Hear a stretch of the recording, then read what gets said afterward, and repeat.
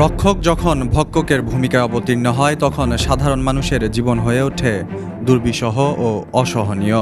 পুলিশের সাবেক মহাপরিদর্শক বেনজির আহমেদ চাকরিতে থাকাকালীন অন্যায় অবিচারের মাধ্যমে গড়ে তুলেছিলেন হাজার হাজার কোটি টাকার সম্পদ। শুধু নিজের স্ত্রী সন্তানের নামে সম্পদ গড়েই থেমে যাননি পুলিশের সাবেক এই কর্মকর্তা, বরং শ্বশুরবাড়ির আত্মীয় স্বজনের নামেও গড়েছেন হাজার হাজার কোটি টাকার সম্পদ। পুলিশের মহাপরিদর্শক হওয়ার আগে টানা ৫ বছর র্যাবের মহাপরিচালক ছিলেন বেনজির আহমেদ। সে সময় থেকেই বেনজিরের ক্ষমতার দাপট ছড়িয়ে পড়তে থাকে দেশের আনাচে কানাচে। ক্ষমতার ছোঁয়া লাগে বেনজির আহমেদের শ্বশুরবাড়ি এলাকা সীমান্তবর্তী জেলা সাতক্ষীরায়ও।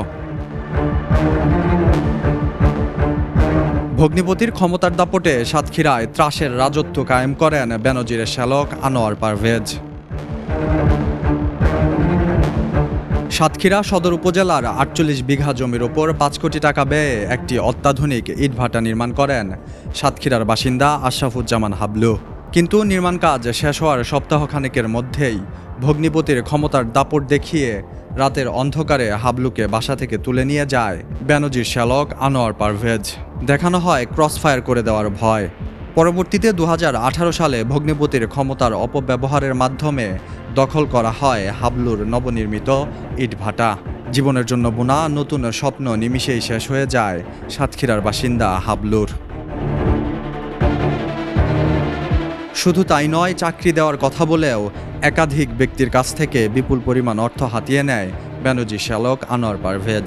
কিন্তু পরবর্তীতে চাকরি প্রার্থী কাউকেই চাকরি দিতে পারেননি বেনজির আহমেদের শ্যালক। পরবর্তীতে চাকরি প্রার্থীরা নিজেদের টাকা ফেরত চাইলে পুলিশ দিয়ে ধরে নিয়ে গিয়ে করা হতো পাশবিক নির্যাতন, ফাঁসানো হতো নানা মিথ্যা মামলায়। তার এই অত্যাচার থেকে বাদ যেত না খোদ আওয়ামী লীগের নেতারাও। তবে কালে কণ্ঠে প্রতিবেদন প্রকাশের পর বেনজিরের অবৈধ সম্পত্তির খোঁজ পেয়ে নড়েচড়ে বসেছে দুর্নীতি দমন কমিশন।